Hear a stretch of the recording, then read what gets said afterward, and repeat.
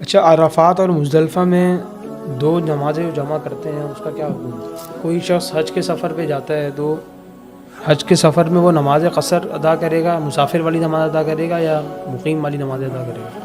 اور اچھا بعض لوگ یہ بھی شعبہ کرتے ہیں یار اوپر کا طواف لمبا ہے، تو اگر تندرست آدمی اوپر کا طواف کرے گا تو ظاہر سی بات ہے کہ طواف میں جتنے قدم اس کے اٹھیں گے اور جتنی مشقت اٹھائے گا اتنا ثواب ہے۔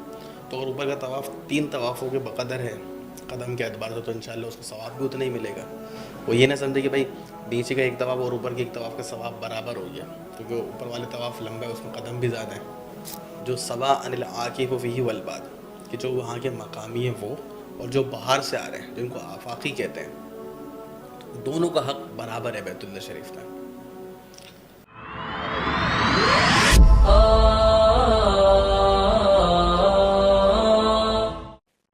السلام علیکم ناظرین کرام، میں ہوں آپ کا میزبان عدین الہی۔ اے آر میڈیا کے پروگرام آپ کے مسائل کے حل میں خوش آمدید۔ آج ہمارے ساتھ موجود ہیں مہمان کے نام مفتی حارث محمود صاحب۔ السلام علیکم ورحمۃ اللہ وبرکاتہ۔ وعلیکم السلام ورحمۃ اللہ وبرکاتہ۔ اچھا، عرفات اور مزدلفہ میں دو نمازیں جو جمع کرتے ہیں اس کا کیا حکم ہے؟ دیکھیں اس میں تھوڑا سا فرق ہے کہ عرفات میں جو جمع کرنے کی شرائط ہے وہ تو یہ شرائط ہے کہ وہاں جو مسجد نمرہ ہے تو وہاں کے جو امام ہیں جو گورنمنٹ کی طرف سے آتے ہیں ان کے پیچھے اگر آپ باجماعت پڑھ لیں تو پھر تو جمع کریں گے، یعنی عصر کی نماز بھی ظہر کے وقت میں پڑھیں گے۔ لیکن وہ ایک مخصوص مجمع ہوتا ہے، عام طور پر اکثر جو مجمع ہوتا ہے وہ تو اپنے اپنے خیموں میں ہوتا ہے اور ان کو خطبے کی آواز بھی نہیں آ رہی ہوتی۔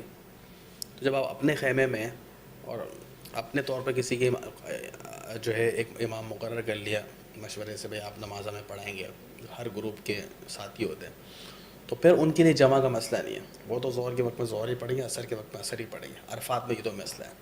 البتہ مزدلفہ میں ہر صورت جمع کرنا واجب ہے۔ ٹھیک ہے، جب حاجی جو ہے وہ عرفات سے نکلتے ہیں تو وہ مغرب کی نماز نہیں پڑھتے، تو مغرب کی نماز عشاء کے وقت میں مزدلفہ کے اندر جمع کریں گے۔ اس میں ایسی کوئی شرائط نہیں ہے کہ خاص امام وغیرہ ہو، تو اس کے اندر مغرب اور عشاء جو ہے وہ عشاء کے وقت میں جمع کریں گے۔ اچھا، طواف وداع کے متعلق جو آپ نے بتایا تھا تو اس کے متعلق سوال ہے کہ طواف وداع کن لوگوں پر واجب نہیں ہے؟ دیکھیے ویسے تو عام حالات میں سبھی پر واجب ہے، لیکن یہ ہے کہ ابھی ایک سوال یہ آتا ہے کہ اب اگر کسی خاتون کی پیریڈ شروع ہو گئے تو طواف زیارت تو پھر بھی کرنا ہے، صحیح۔ ٹھیک ہے نا، تو وہ تو حج کا رکن ہے، وہ انتظار کرے پاک ہو جائے پھر کر لے۔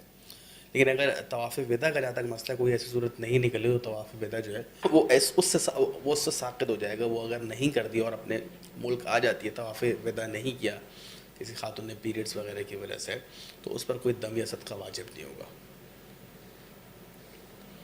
اچھا، وہاں کی گورنمنٹ وقتاً فوقتاً کوئی قانون بناتی رہتی ہے لوگوں کو مینیج کرنے کے لیے، تو وہاں کے قانون کو فالو کرنا ضروری ہے یا اگر کوئی توڑ رہا ہے؟ مثال کے طور پر آج کل ایک بہت اہم مسئلہ یہ ہے کہ حرم کے اندر انہوں نے شرط لگائی ہوئی ہے چادروں کے علاوہ کوئی شخص کے اندر آنے کی اجازت نہیں ہے محرم کے علاوہ، لیکن لوگ چادریں پہن کے اندر پہنچ جاتے ہیں، تو اس کا کیا حکم ہے؟ دیکھیں اگر کسی ملکی مسلمان ملک کی کوئی گورنمنٹ کوئی قانون بناتی ہے اور وہ لوگوں کی مصلحت اور فائدے کے لیے بناتی ہے تو اس کو فالو کرنا یہ واجب ہو جاتا ہے، تو اس کی کوشش کرنی چاہیے۔ آپ یہ قانون جو بنایا کہ بھائی رش بڑھ گیا ہے تو ایسا نہ ہو کہ بھائی دوسرے لوگ آ جائیں تو پھر محرم جو عمرے کا طواف کرنے والے ان کو موقع نہ ملے، تو لہٰذا جہاں تک ممکن ہو اس کا اہتمام کرنا چاہیے۔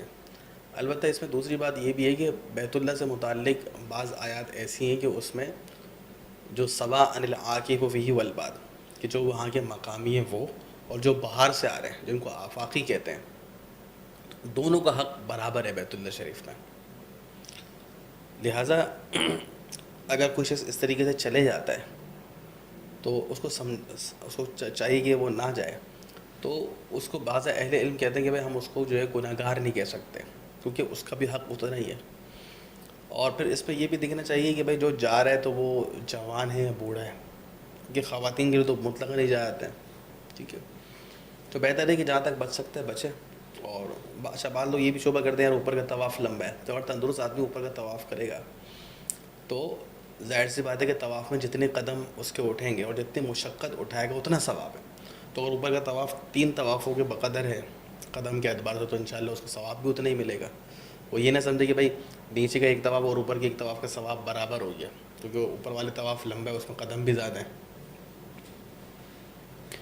اچھا، کوئی شخص حج کے سفر پہ جاتا ہے تو حج کے سفر میں وہ نماز قصر ادا کرے گا، مسافر والی نماز ادا کرے گا یا مقیم والی نماز ادا کرے گا؟ دیکھیں مسافر اور مقیم کا تو ایک جو اصول ہے وہ ایک ہی ہے کہ اگر آپ کسی شہر چلے گئے اور وہاں آپ کی 15 دن یا اس سے زیادہ ٹھہرنے کی نیت ہے تو پھر آپ مقیم ہو جاتے ہیں اور پوری نماز یعنی کہ 4 فرض کے 2 فرض نہیں ہوتے، پورے فرض پڑھنے پڑتے ہیں آپ کو. تو اب اس میں مسئلہ یہ ہے کہ اگر ایک شخص جو ہے وہ حج کے لیے گیا ہوا ہے، ٹھیک ہے، تو اب اس میں اہل علم کی دونوں رائے.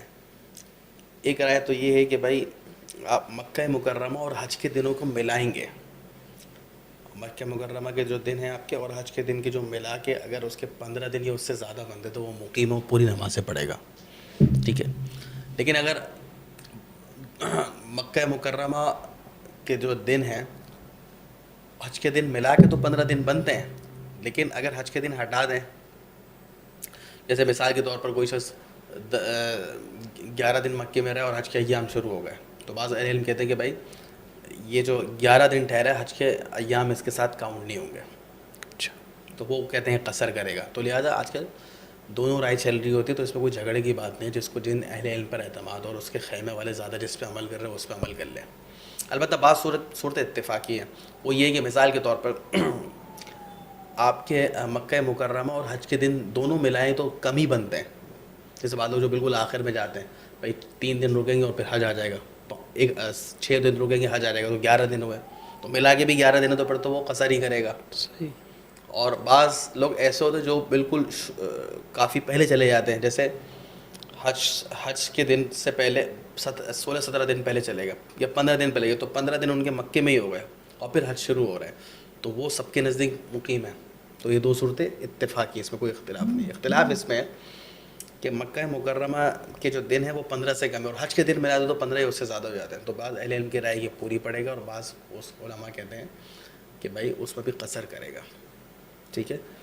تو میں نے عرض کر دی کہ اس میں یہ دیکھ لیں کہ اس کے خیمے والے زیادہ کس پہ عمل کر رہے ہیں اور اس کو جس اہل علم پہ اعتماد ہو اس مطابق عمل کر لے، تو اس میں جو ہے کوئی ایسے جھگڑے کی بات نہیں ہے. اچھا، ایک اور اہم مسئلہ بھی ہے آج کل کہ عورت اپنے محرم کے علاوہ حج پہ جا سکتی ہے. اچھا، یہ تھوڑا سا ایک مسئلہ پہلے یہ سمجھیں کہ مسئلہ حج یا عمرے، یہ مسئلہ حج یا عمرے کا نہیں، یہ سفر کا مسئلہ ہے. جی.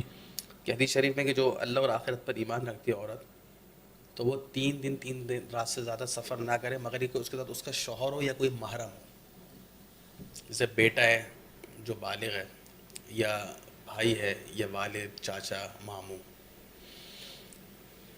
تو یہ اصل سفر کا مسئلہ، اب چاہے سفر تجارت کا ہو یا عمرے کا ہو یا حج کا ہو. البتہ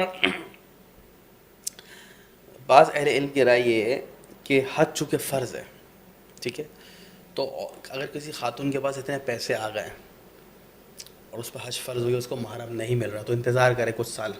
لیکن اگر اس کی جوانی کی عمر گزر گئی اور وہ اس بڑی عمر میں آ گئی ہے، ٹھیک ہے، جیسے 50 سال سے زیادہ میں آ گئی ہے، تو وہ ایسے گروپ کے ساتھ جانے کے بعد اہل علم اجازت دیتے ہیں کہ بھئی جس گروپ کے اندر قابل اعتماد لوگ ہوں، ٹھیک ہے، اور وہ اس کا خیال بھی رکھیں گے. تو یہ اجازت صرف حج کی حد تک ہے کہ اس نے انتظار بھی کر لیا، کوئی محرم میسر نہیں آ رہا یا کوئی محرم میسر تو آ رہا ہے لیکن وہ اپنا خرچہ نہیں اٹھا سکتا اور یہ اس کا خرچہ نہیں دے سکتی، اتنا نہیں ہے.